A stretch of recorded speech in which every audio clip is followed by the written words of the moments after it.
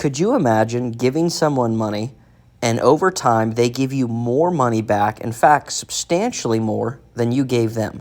That's exactly how I utilize the market. Every single day, I invest money into the market, and then over time, I generate returns, and that return comes in the form of cash secured put credits or covered calls credits or collecting dividends, and all that comes together to create consistent monthly income. In fact, in the month of January, I generated just over $3,200 in cash between selling cash secured puts, covered calls, and collecting dividends. And if you're interested in following that journey, my name's Isaiah. I would love you to subscribe to the channel, help me grow, leave a like, comment, let me know how you did in January.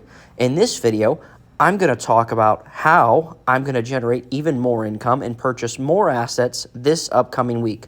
I have been sticking to this plan because this account has grown from $25,000 in January of 2024 all the way up to $77,000, and we have hit $79,000 as our all-time high. And I believe in the middle of this year, we are going to hit over $100,000. So with that said, let's talk about our plans for the week. First thing, my favorite way to generate income is by selling options. I believe selling cash secured puts, which means you're agreeing to buy a stock for a predetermined price, and you get paid a credit just for doing that. So can you imagine going shopping, getting paid just to agree to buy something you want to buy anyway? When you sell puts, you set an expiration date. So for example, Snapchat $7.50 put. I agreed to buy that by this coming Friday, but you know what? It's below $7.50. I don't really feel like buying it yet. So what I'm going to do is I'm going to roll this position out. I like to go 30 to 90 days. That's kind of my sweet spot. Let's look at March 13th at the $7.50. Okay, and let's go a little bit farther out, actually. I kind of want to go maybe closer to maybe April. Let's go 60 days. Let's look at the 7. Oh, there's no 750 there. All right, I guess the 750. So we could roll it out, get paid more money. We're going to get paid even more money just to extend the time of the contract. Again, we're still agreeing to buy it for that $7.50 a share. We're not changing anything about that. We're just adding more time to the contract. And I've rolled Snapchat here for probably almost a year now, and every month I capture consistent income. So I'm going to roll that position. And real quick, before I talk about my remaining plans for the upcoming week, I want to give a quick shout out to the best group on YouTube, along with the Discord that group consists of. Give me 1 second here. But before I do anything else, I want to give a quick shout out to the best group on YouTube, the Premium Generals. It's an exclusive group where I post educational content such as how to sell cash secured puts, how to sell covered calls, how to do credit spreads, debit spreads, as well as the strangle method and other forms of investing. On top of that, we have a Discord, which if you're a Premium General, you get access to the Discord where I post my trades every single day. On top of that, I have over 100 and some videos in this group, private portfolio updates. And then finally, for $10, you get to be in every single video. So like I said, it's $10. Come check it out. Join us. Love to have you. And with that being said, let's get back into the video. Okay, here we are back in the account, $77,672. I think that's a great way to start February. So I'm going to roll the Snapchat cash secured put out, and I'm also going to roll MSOS out, Peloton, actually both Pelotons. I'm going to roll both of those out. At least that's my plan. Roll those out all until maybe April even, because it's crazy to think 60 days from now would be about that April time frame. So think about that, how crazy that is in terms of just time flying by. So now let's talk about how we earn dividend income. As you can see, we get through options. Like I said, I believe options are the best way to generate income. But again, always remember, guys, nothing I say is financial advice. I am just a guy on YouTube documenting my journey. So now let's get down to the dividend payers. I have two forms of dividend payers. I have high-yielding weekly payers that come in the form of TSYY and COYY. Although That is a possible change in the upcoming future, especially for COYY. That one is just dropping so fast, and the yields are decreasing. We'll see. We'll play it by ear. I still am getting around $100 a week from it, and around $140 from TSYY. So they're still paying me good income, but I might have to park money elsewhere. But I haven't invested in either of those in a while because I'm focusing on my monthly dividend payers. I want to be able to live off of monthly dividend paying funds. So, for example, PDI is my favorite. I wanted to get this to 1,000 shares by March of 2026. I got it there by January. So, win, win, win. The cornerstone funds, CRF, CLM, I want to get 2,000 shares before their next ex-div, which is in the middle of February, like February 15th, 16th timeframe. I have 2,000 shares of CRF. I don't plan on buying any more of those for right now, but CLM, I have 1,750. I would like to get 250 more shares between now and the 15th. That's a lofty goal, but I believe in consistency, buying every single day to help my account reach the goals of consistent monthly income. Like I said at the beginning of the video, in order to generate a return, you need to be consistent with your purchases. Don't try to time the market. Try to be in the market for long periods of time, and you will win that way. And T-SPY, I want to have 200 shares. My goal was to get 200 shares of this fund by the end of the year. And I'm already at 190. I only need 10 more.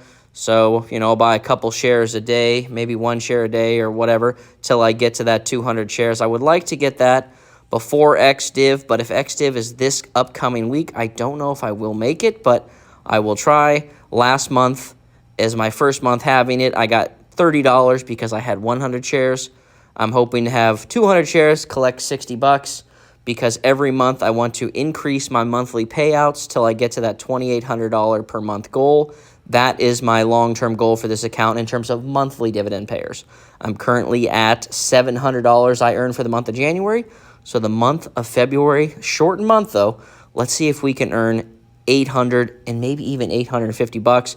It starts with positions like T-SPY being consistent on my purchases. I want to get this to 200 shares. So we will, we'll definitely make some purchases on Monday, no doubt about that. And TDAC, I would like to get this to 100 shares. I don't have a time frame on this. No rush here. Just kind of buying in, as I see fit. Maybe tomorrow I'll buy 2 more shares. Maybe Tuesday I'll buy a share. We'll see. I want to be consistent with that purchase. I don't have a timeline for it. Another fund that I would like to add more to is ORC, but I would like this to come down closer to $7.23, $7.22. It's currently at $7.84. I would like to keep my cost average lower on that fund. That's not one that I really want to buy every day like maybe the Cornerstone funds or PDI, where it doesn't really matter to me at dollar cost averaging. For ORC, I would like to be kind of strict on that, which I think you need to be with some funds. I think there are some funds you buy every day regardless, and then you have some funds where you kind of have a cost average and you don't really want to buy above that. So for right now, ORC, I'm keeping that at 400 shares until it comes down a little bit. QYLD, I have 100 shares. I would like to start making purchases to trend toward 200 shares. I had just gotten that 100 share goal total, and I do have new positions I want to add to the portfolio, such as XPay and the Premium General Group. I've seen quite a few people talk about SPY-I, and the more I look into it, the more I'm like, hey, you know what?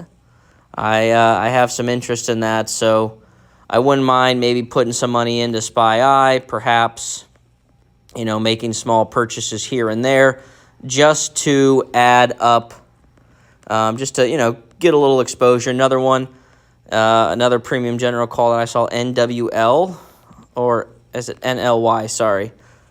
This is another a REIT, and I definitely like it for a couple reasons. One, it's relatively priced. Now, they pay dividends quarterly. A lot of people don't like that because they get the adrenaline from weekly or even monthly payers. But you know what? I generate plenty of income with options and weekly paying dividend funds, and even monthly. I don't mind adding a quarterly payer, especially when you math it out. And if it paid every month, it actually would pay more than the monthly payers. And on top of that, you can actually sell some options on AN or NLY. I mean, if I would sell a put, which again, that means you're agreeing to buy it. If I would sell a put at the $23.50, which is 21 cents above the current price, I buy 100 shares and I would get paid $55, which again, that means my cost average would be like $23, $22.95 basically, compared to just buying 100 shares flat at that $23.21. So something to think about. I could sell options on it, make a couple of bucks, and then continue to roll the position, or I could buy 100 shares, sell a covered call above the price, and then get paid a little bit of option income with it on top of the quarterly dividend payout. So something to think about. In other accounts, I do have quarterly paying dividend funds, and I think those are just fine. I know a lot of people really like the consistent weekly payers, and that's kind of where I do think funds like YieldMax really brought a lot of attention to things like that. Though I think a lot of work needs done there, I think it's a pretty cool concept, especially if you're not somebody that sells your own options. Like I said, I sell options, so I'm really generating income every week anyway, so I don't see too much of a need to try to really force the weekly payers in. You know, they're a nice little addition, but the reality is that NAV erosion eventually just catches up to them anyway. So I like at the most monthly payers, and then quarterly payers are even better because I just feel like they almost have no NAV erosion, at least the ones I invest in. So long-term investments and still able to generate income on it consistently. But if you're able to, invest paycheck money, extra cash you have into your portfolios. So for this account, the way I generate income or invest income into it is I sell options, take that income, put it into dividend payers, take that income, reinvest it into other dividend payers. So that's kind of how I grow this account. It's through its own income, which, it's always a good thing. But if you do have a paycheck and you're able to, make sure you invest some of your money that you can into the funds and I'm not a proponent for telling people to live out of brokerage or not, but I am telling you that every day you don't invest in yourself, you are putting yourself farther and farther away from all the videos you see on YouTube about people living financially free. All of them had to start somewhere, myself included.